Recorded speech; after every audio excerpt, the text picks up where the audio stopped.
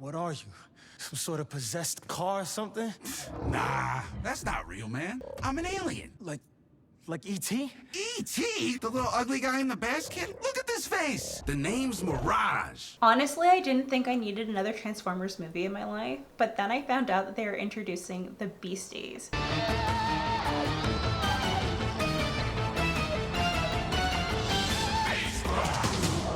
So when I was growing up as a kid, this was an animated show in the 90s that was so dramatic for a kid's show. It featured the Autobots, but in different iterations. So they had crashed to Earth, but there obviously wasn't any vehicles in the prehistoric era. So they scanned a whole bunch of animals on Earth and they ended up transforming to animals instead of vehicles. So in this version, like Optimus Prime is actually like Optimus Primal, which is like a primate. He's an ape that he transforms into. And he had like a stellar crew. So he had like Cheetor, Rat Trap, and Rhinox, like these really interesting characters. And the villains were the Predacons. Megatron was like this big T-Rex. And so it sounds silly now, but honestly the show was pretty awesome and I loved watching it as a kid. So when I found that they were going to introduce these characters to the live action Transformers franchise, I was super excited because that was my introduction to Transformers and like used to collect the toys and everything. So I was really pumped and excited. Optimus Primal? Named after you, the legendary warrior of Cybertron.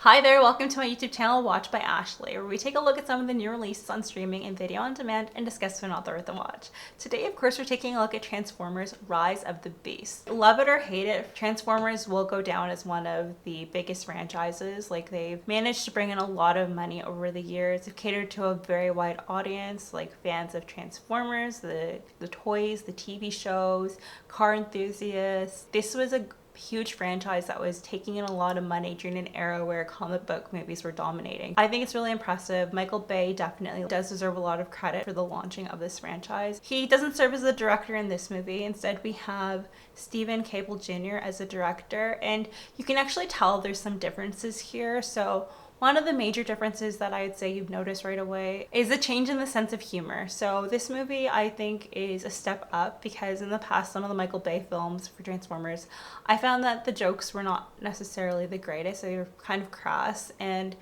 by changing the approach, I think it is more of a family-friendly movie.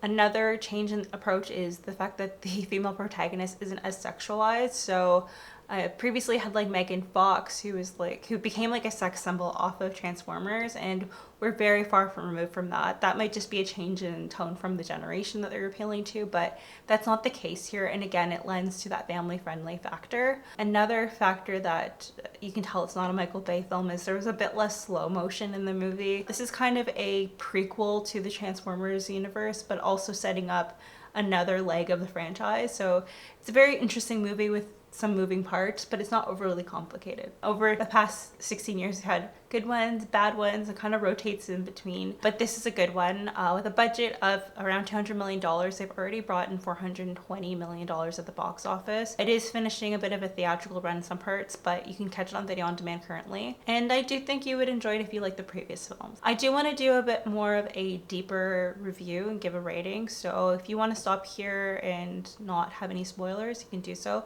But going forward, we're going to light spoilers. So let's get into it. So starting off at a neutral number like 5, I'm gonna go into the pros for the film and then go into the cons and we'll see where we land. The first pro for the movie is I think the way they told the story of Noah and his family. I thought it was done tastefully because it's not to say like Noah wanted to go into a life of crime. It's just because given his circumstances, he felt cornered into it. And that may not have necessarily been the case, but that's how he felt because he needs to protect his brother. And like I said, I really do think that is a very strong point of the movie. It's just the way that was set up. Another strength for the movie is the direction. I really did enjoy the use of the locations that they had here. So the movie takes place both in New York and in Peru. And I think they brilliantly captured both aspects. So you have a chunk of the movie taking place in gridlock, concrete jungle, New York City, where you get to feel the hustle and bustle, even though it does take place in the 90s. And then you also have Peru, which is known for Machu Picchu and the ancient civilization that's there. And I've been fortunate enough to visit Machu Picchu a few years ago, and I really did feel like they captured just the lushness of the location. Like, it's covered in greenery. You do have the historic artifacts, and I thought they really did a great job in bringing that to screen. Also, they had a little bit of scenes in Cusco. One little nitpick I'd say is they made it seem like Cusco and Machu Picchu were like right beside each other, and it's a little bit of a distance, but I did think, like I said, they captured it really well. I really did like the fact that they incorporated a bit of the Peruvian culture, which we didn't really get a lot of in the previous Transformer movies, is a bit of culture, and I thought that was really well executed here. Another pro for the movie is I think there was a solid performance by the cast. So Anthony Ramos, who plays Noah Diaz, our main character, I thought he was pretty solid in his performance. I really did like Dominique Fishback's performance as Elena Wallace. If you've never seen her work before, she was really good in The Last Days of Ptolemy Grey with Samuel L. Jackson on Apple TV. You should check that out. We do have Peter Cullen coming back as Optimus Prime, and he's become synonymous with the voice, and he just does a fantastic job here as usual. Ron Perlman joins the cast as Optimus Primal. It was an interesting choice to have him because the actor who did the voice in the TV show did want to kind of play the role. Peter Dinklage, you know, whenever he does a voice acting performance, he really does go in hard, and he did a fantastic job as Scourge, who was our villain in this movie. I love your fire, Prime, but you're going to die on this speck of dust. And then we have Pete Davidson as Mirage, and I really did enjoy this character of Mirage because, like I said, a lot of aspects of the movie are very refreshing, and with Pete Davidson's performance, he put a lot of charisma into this character. Oh, come on, Prime. Smile a little bit. It won't hurt. Let me see that underbite. I was actually surprised to find out it was Pete Davidson voicing Mirage. Like, for a while I couldn't place him, and I was just really impressed because I've spent years watching Pete Davidson on Saturday Night Live, and I've seen him in The King of Staten Island, and he always kind of plays like the same kind of character, but here I felt like he actually did something creative in terms of his acting, and I was blown away to find out it was Pete Davidson, so he was definitely a standout for me. Another pro for the film is definitely the 90s nostalgia. I really did feel like my childhood was represented in this movie, especially when you have like the Power Rangers posters and the video games. Like, I thought that was awesome. Another quick pro for the film is definitely the soundtrack. Come on.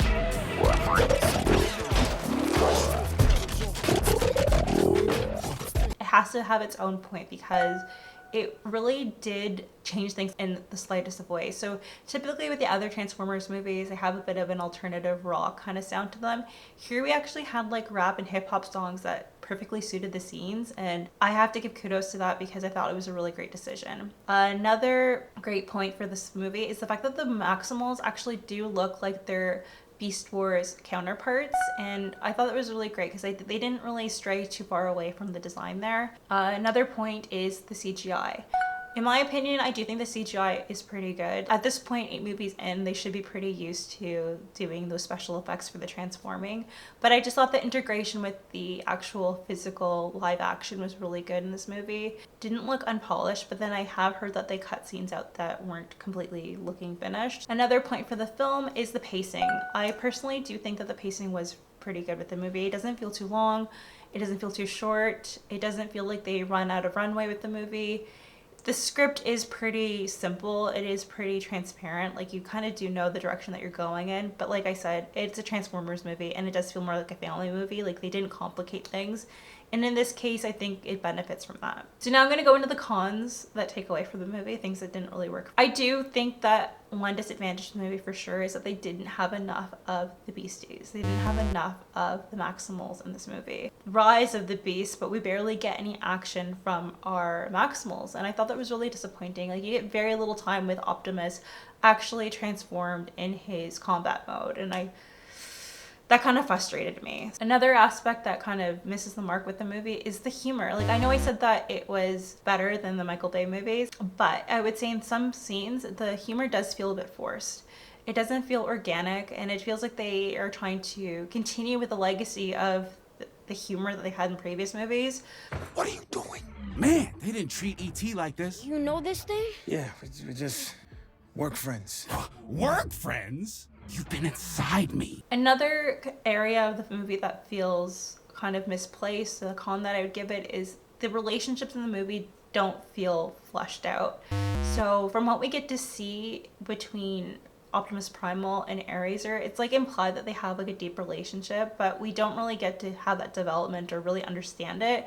and it just really left me wanting more, and I just felt really underwhelmed. Another con for the movie, in my opinion, is Michelle Yeoh's performance.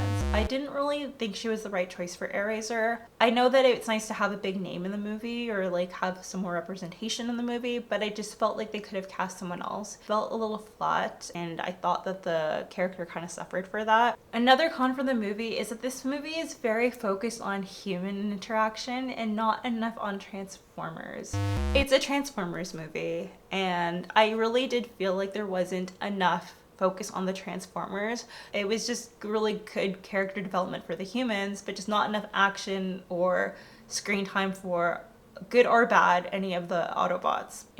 Another con for the movie is the way they portrayed Optimus. So Optimus does a lot of smack talking in this movie, and he ends up getting his butt kicked. I'm going to take that Scourge's key and then take off his head. And for me, that's not like really the Optimus that we know and love. And so I thought it was a really weird choice that they had there.